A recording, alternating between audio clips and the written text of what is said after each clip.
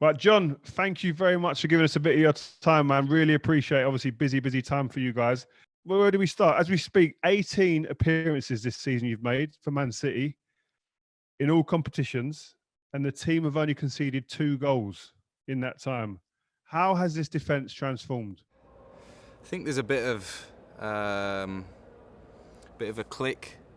The lads that have played, they've clicked, and obviously Ruben's come in, made a massive impact from a personal standpoint. I think it's just an accumulation of things. Boys stepping up, and there's a feeling about the place of for us as defenders that we want to keep clean sheets. We want to help the team as much as we can, and I keep saying in interviews to the boys, it's a platform for us. It's the basic platform for us to go on and win a game, keeping that clean sheet and a sense of pride. And you know it yourself. I remember we spoke about it that in the big games, the vital things to get clean sheets, and it's kind of just stemmed from there. And hopefully they just keep coming. So let's take it back a little bit to you personally. What's actually changed for you personally? Because listen, in the last 2 years, I can imagine have been a nightmare for you personally. Either it's been injuries or a loss of form. How have you dealt with that from a mental perspective? I've said it a few times now. I've just gone back to basics. I had to look at myself in the mirror and see what I could do better, and in every aspect of my game, and literally down to off the pitch as well, what gym work I'm doing, what I can do to recover quicker, what foods I can eat better. And now when I'm out on the pitch, giving it everything every single day to improve as a player and a person, but to prove to everyone that I'm still here to fight for my spot, fight for my shirt, and for my teammates when I'm out on the pitch. It's put a different perspective on the game for me. Being sat in the stands watching the lads, and in big games maybe sometimes we've not got over the line, and in the Champions League at the end of last season, you take it for granted when you're playing in big games. And I've been on the other side of that over these last 2 years, so that sense of pride and sense of leaving everything out on the pitch as well. But I think it's progression in yourself. You put in the work and you put in all that hard work on the training pitch, you're going to improve. And it's just about, well, I took the standpoint of believing in myself and keep fighting for my shirt. And listen, Pep Guardiola, who I admire massively, your manager, he's spoken about his delight of your return to form this season. Can you describe to me the impact that he's had on your career so far in the 5 years you've both been at the club?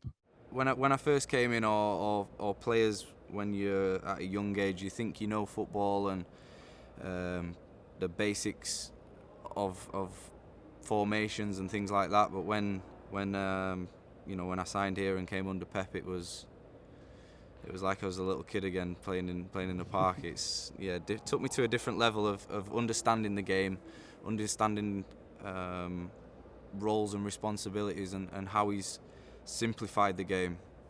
I think at times, when we play and it's extravagant, we're playing out from the back and everything looks really nice and it looks hard. Everyone's taking 1 and 2 touches, setting the ball in areas where maybe in the past you'd turn into a brick wall. Things like that are just so simple, but maybe hard to get across to players. He does that so well and simplifies and makes you be able to play maybe with your eyes closed, because you know where everyone's going to be.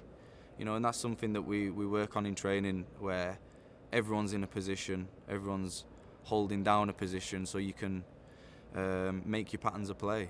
And yeah, it's great to be a part of. He's took my game to another level, as I said, of football knowledge in itself. Understanding where to be out on the pitch, be better in possession, where to pick up the ball, how I can break down lines.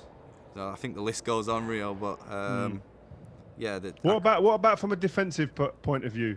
I know on the ball everything is great with you guys, but from a defensive point of view, what are the different nuances that he's probably taught you that you hadn't been taught maybe before?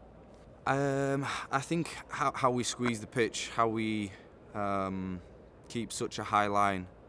You know, we squeeze the pitch, the ball goes back, we squeeze 2 or 3 meters. If it's, you know, it sounds so small, but it makes a massive effect, a knock-on effect for the midfield, for the strikers. It closes the gaps, you know, in between the lines, and it kind of forces the other team long. It gives them less space to play in.